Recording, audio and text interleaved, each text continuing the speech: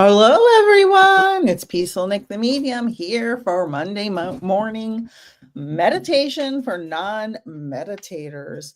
Welcome in. I'm so glad you're all here.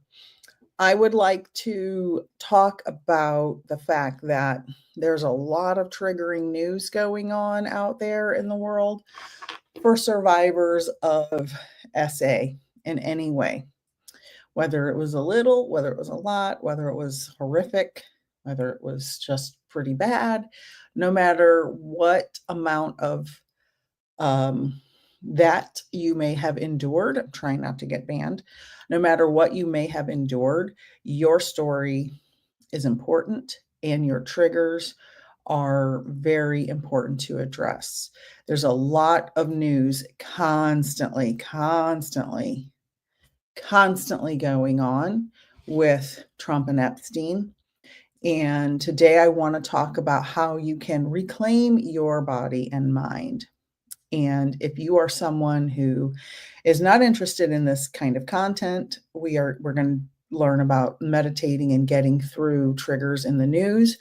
Whether it's this or another subject, please feel free to stick around if the news triggers you or you get triggered often for any reason as a result of trauma or abuse. It's not just this, but I am going to address it because there are many survivors of abuse who have never told their stories and can get triggered. And if you're around people right now in public and they're acting weird, or even loved ones that you live with or associate with regularly, and if they're acting a little off, this may be why. Sometimes we get triggered and we have so many deep wounds and we're so scarred that we don't share it. We don't share it. We deal with it privately often, because sometimes we're like, well, people might get sick of hearing me talk about all my problems and the abuse I suffered. And it's okay. You have to navigate that on your own if you don't want to share it. But it's important to understand there are ways to get through it if you are dealing with it on your own. And I would like to talk about doing a search in your mind if you are feeling the impact of these headlines in any way, if you're feeling the impact of these headlines. It's valid for you to have your feelings. Don't let anybody tell you things like, oh, just get over it. It's not something you get over. It's something, SA is something that you learn to live with. It's not something you ever fully recover from. It's kind of like an alcoholic being in alcohol recovery and being sober. They're always an alcoholic. They just may not be drinking now. The alcoholism is in them forever. That's the same thing with SA. If you are a survivor of that, that is always with you. That is not something that goes away and is gone. It's with you forever. And every time you see the people in the news who, if we only believed women and girls when they told their stories, we wouldn't be going through this right now. That's another whole story for another time. But all of these things can get triggered and come up fully, boom, back into our minds immediately. And I will say, most of the people who follow me and subscribe to my channels are women. There is a percentage of men, but SA affects men and women, girls and boys. It's not just women. Boys also experience this. And there's a lot less men and boys report it because they carry a lot more shame than women. And a lot of women don't. But the percentage of women who share it is higher than men, but men experience it, and boys as well. So please understand that I am here to let you know I validate your feelings of pain if you are a survivor of SA and this news is triggering to you. You are honored by me. I honor you. I honor you, and I just want you to know that your story is valid to me. You don't ever have to tell me it, but I believe you if you are struggling with this. Um, it's very impactful. Our nervous system stores trauma. This is why when I said it's like an addict who never is fully recovered, they're in recovery. It's the same thing with SA. Our nervous system in our body stores trauma, stores it forever. It's never gone. And this is an evolutionary trick our body does where we have to remember when something scary is happening to us because evolutionarily, 100,000 years ago before we had houses, we had to be on high alert, fight or flight all the time. So that's in our biological system. So our nervous system stores that memory so we know when to fight or fly. That's why when you see certain names or faces in the news, it can activate your anxiety, your fear, and your helplessness. So know that if you're not a person that this is traumatizing, but you're a person who loves someone who you are aware has experienced something like this, or somebody that you love you're around who's very, very off emotionally lately, just check in with them. They don't have to tell the story. Just let them know you love them. Don't get angry with them. Just say, hey, is there anything I can help you with? Hey, can I give you a hug? Some people don't want to be hugged, and that's okay too. Um, just check in and have some extra compassion. We need some extra compassion right now because there are so many, many people who are suffering. I did a study when I got my undergraduate degree on victims of this type of thing. And this was in the early 90s when I did this study. So it's been a long time. And the reports were that 1/3 to 2/3 of all girls and women have experienced some type of SA in their life. And about at least 1/3 of men and boys.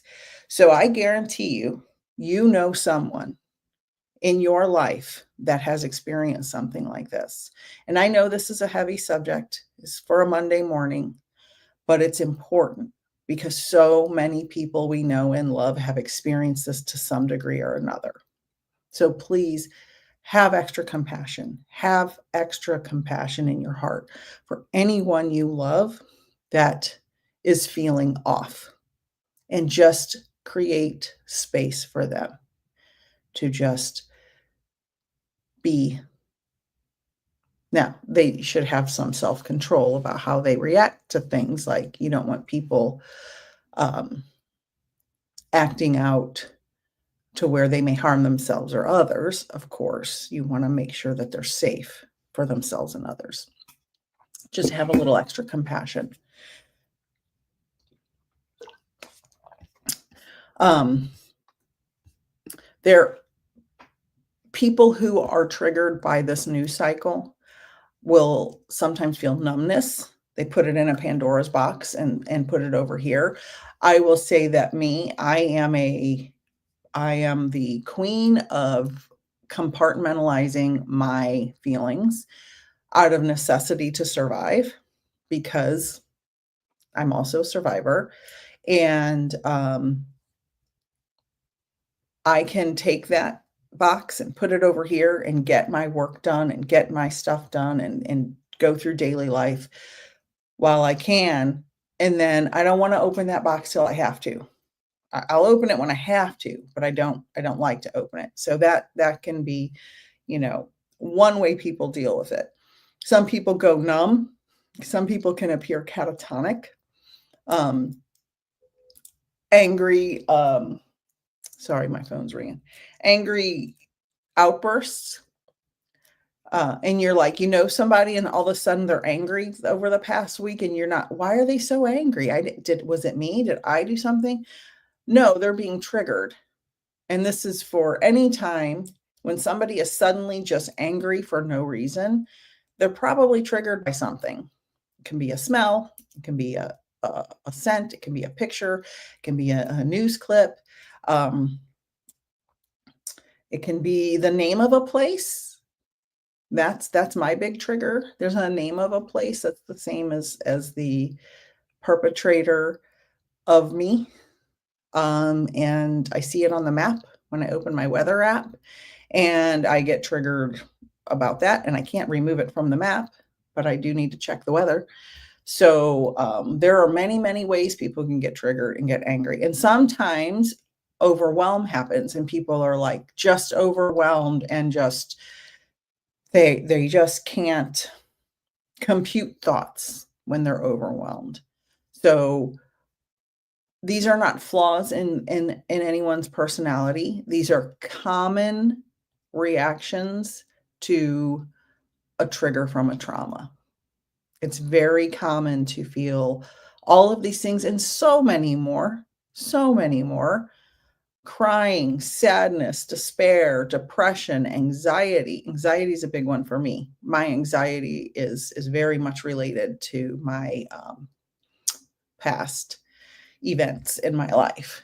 Very much. I have trouble sleeping, and it's a whole thing. So there's a lot more reactions than shown here on the screen. Just check in with your loved ones. If anybody's acting off, or if you are feeling off, ask somebody just to sit with you for a few minutes. Or if you feel like talking to someone, say, can you just listen? Of course, somebody you trust. Of course, somebody you feel safe with. Um, so these are all just little tips.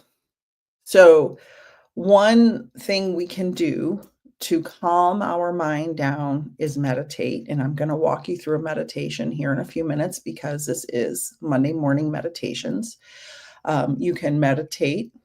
You can clear your mind, take deep breaths. Meditation is meant to slow down the thoughts in your mind.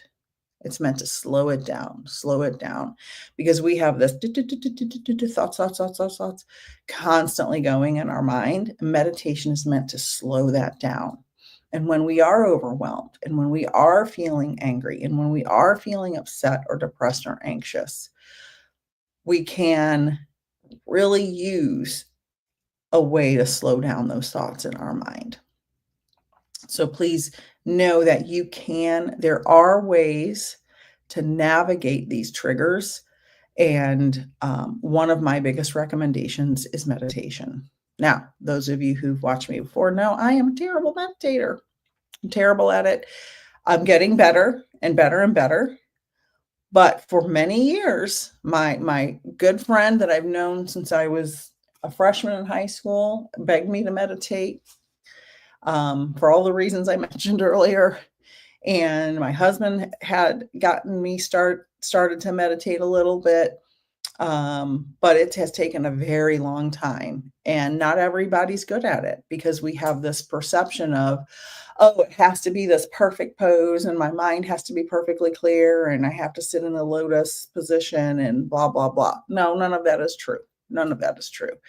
You can meditate taking a walk. You can meditate going to the bathroom. You can meditate folding the laundry. You can meditate staring at a cloud. There's a million different ways to meditate. It's just about focusing and making the thoughts just go by. Just observe it. There it goes. And slowing down the train of thoughts in your mind. Even if you can do 5 to 10 minutes of guided breath work or visualization, it can help to calm and regulate your nervous system. It's really good to pay attention to your breath. That's one of the number one things people say is breathe. Pay attention to your breath. When you're feeling upset, when you're feeling anxious, When you're feeling overwhelmed, focus on your breath. 3 deep breaths, 3 deep breaths, focus on your breath. And it really changes things. Like, my husband has seen me having panic attacks and get triggered, and we've been married 29 years, been together over 30 years, and he knows my whole life story, of course. So he knows there are times when I just freak out in my mind. I'm not freaking out like verbally or physically or anything like that, but he knows when I start to lose it a little bit mentally. And he'll say 3 deep breaths, and it calms. And I'm like, now it's like, Pavlov's dog, if you know the Pavlov's dog, where he rang a bell and the dog would learn to eat by the bell. It's like that. I'm trained now when I hear him say that, that it automatically starts calming my nervous system down because I know I'm going to get those 3 deep breaths. Um, so you don't need 2 hours or 3 hours or 24 hours of meditation. And meditation is a tool to return to the present moment. I've said it a million times. Reclaim internal safety. Gently detach from external chaos. And let me tell you, everything that's happening right now in the news is for a reason. I heard a creator say earlier today, someone I follow closely, about all of this political stuff, that all of this noise is it's going to ramp up. And it's going to ramp up because the people in charge of the news media are buddies and are part of all of the rich, super wealthy people whose bottom lines are being harmed by the current administration. And this creator said they are going to push him out because his chaos, the chaos of his presidency, is causing them to lose a lot of money. So this creator believes, not me, this other creator, and I kind of am like, that makes sense, right? They're going to push him out and put the VP in to take his place because it'll be a lot less chaotic and they can go back to business as usual, making money, which is what they want to do. But the chaos of the tariffs and the ICE raids and this SA stuff with Epstein is all causing wealthy people to lose a lot of money, and they don't want to lose a lot of money. They want to make money. So when we think about the bigger picture of why the news reports things the way they do, it is always for a reason. Now, I used to believe the news and think the news was accurate, and I used to think the news, mainstream media news, I used to think they were there to help us. And I think in some cases, maybe, but more and more with the billionaires owning the news organizations and a lot of media. But I think it's getting more nefarious and more nefarious over time. So we can return to the present moment, reclaim our internal safety, and gently detach from the external chaos. And that's something I've worked very hard to do, which is I have a personal media boundary. I limit my news exposure tremendously. I curate my social media feeds, and I have safe people to talk to. So I do not, I used to watch the news all the time, all the time, all the time, all the time. And since November, I have not watched more than 5 minutes, and this is the truth, of mainstream media news since November. I have specific creators I'll watch a couple of times a day. I don't take in more than 5 to 10 minutes a day, most days, of news from my social media creators that I follow. I limit my exposure very, very much. I start my day by thanking the universe, God, spirit, the collective consciousness for 5 blessings, minimum 5 blessings every morning. I love my bed. I love the sunshine out my window. I love the pond out my window. I love the grass. I love the trees. I love my beautiful office. I love all my plants in here. And I do this list every morning. And I started that a couple months ago, and it has really changed my life a lot by noticing the positive things first thing in the morning. It shifted my perspective for the entire day. So I really, and because I work from home, it really helps. It's a lot easier to do when you work from home. When you go out to work and you're exposed to other people who are talking about it at the office or wherever you work, that really creates a much more complex situation, but you can put up boundaries. If somebody's talking about it, you can, oh, I have to go take this call, or oh, I need to go run this errand, or if you have no other option, say, you know what, can we shift the conversation? It's okay to ask people to shift the conversation because it's uncomfortable. So you're in charge of how you navigate your life. You do not have to be forced to listen to anything you're uncomfortable with. You don't have to be forced to be around people that are making you uncomfortable with information that you don't want to hear. You're in charge. So now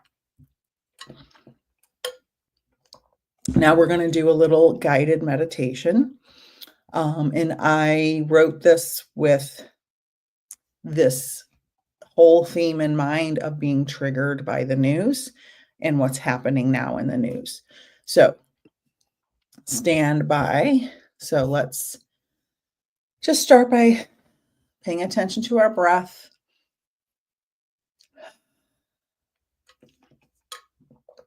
Be aware of your surroundings. Notice things that are in front of you or around you. Notice how your body feels if you're sitting in a chair or a seat.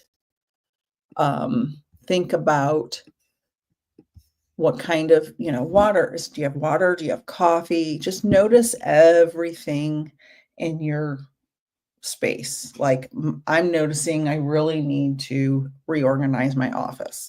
You can't see it on camera, but I need to do some work in here. Just kind of, look around. I see my flower painting. I see my lights, my window, I'm just noticing my area. And these are things you can make a silent gratitude list with, right?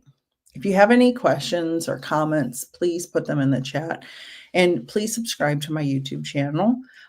It is free. I do lots of free stuff on here. And so you are welcome to subscribe and stick around. Okay. So just take some breaths.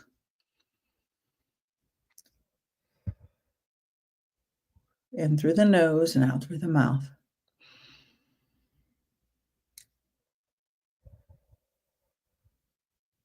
And I want you to state, with every breath, I return to myself.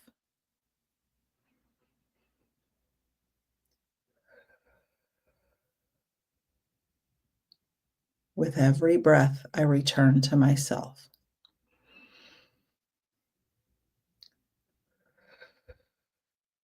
With every breath, I return to myself. Feel free to close your eyes.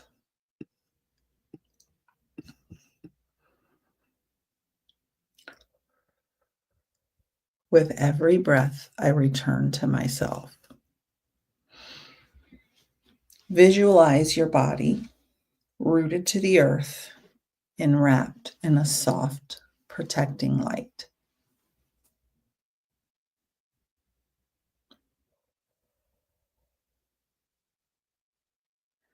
Feel the ground beneath you, whether it's through your feet or your bottom or your hands, however you are in contact with the ground. Feel it. It can be through the floor of your office or your home. and state, I am safe in this moment.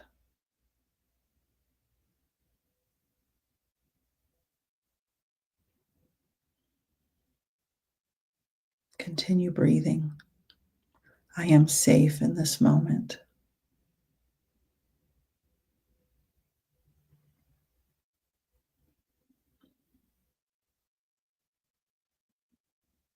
I am safe in this moment.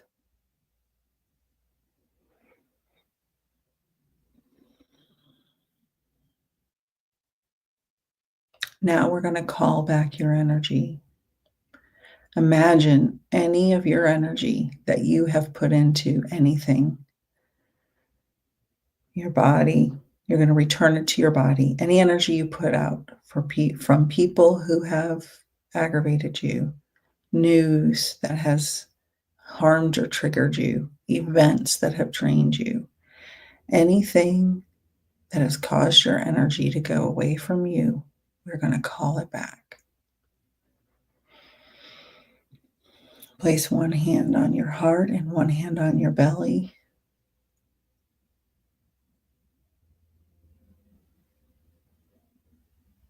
And say, I reclaim my body and mind.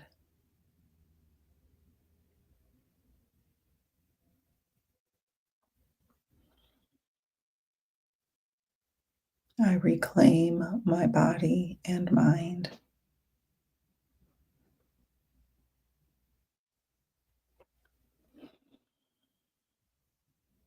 I reclaim my body and mind.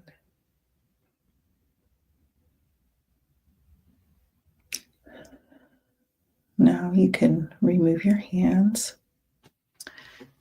We're going to create an inner sanctuary. Picture a peaceful space, real or imagined, where no one can harm or reach you.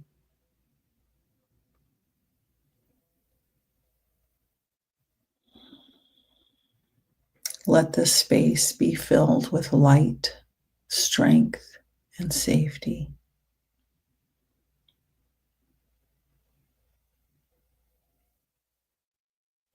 Continue breathing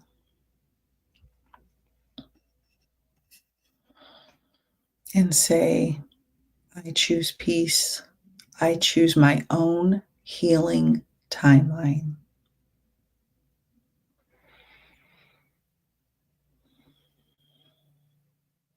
I choose peace. I choose my own healing timeline.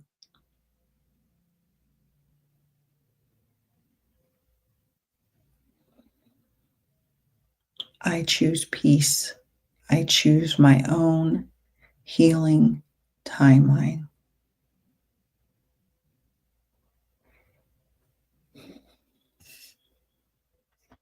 Continue breathing.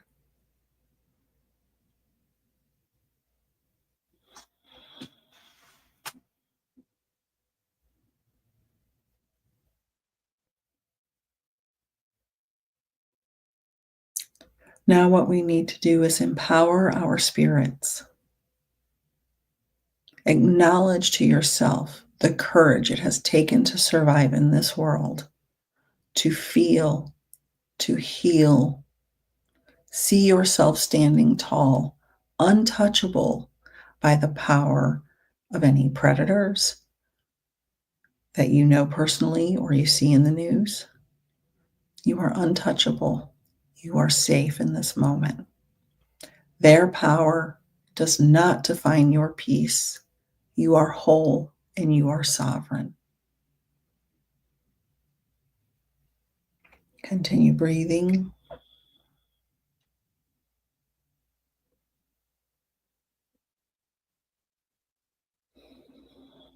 Their power does not define your peace.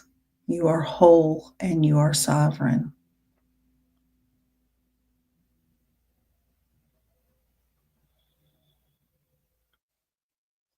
Their power does not define your peace. You are whole and you are sovereign.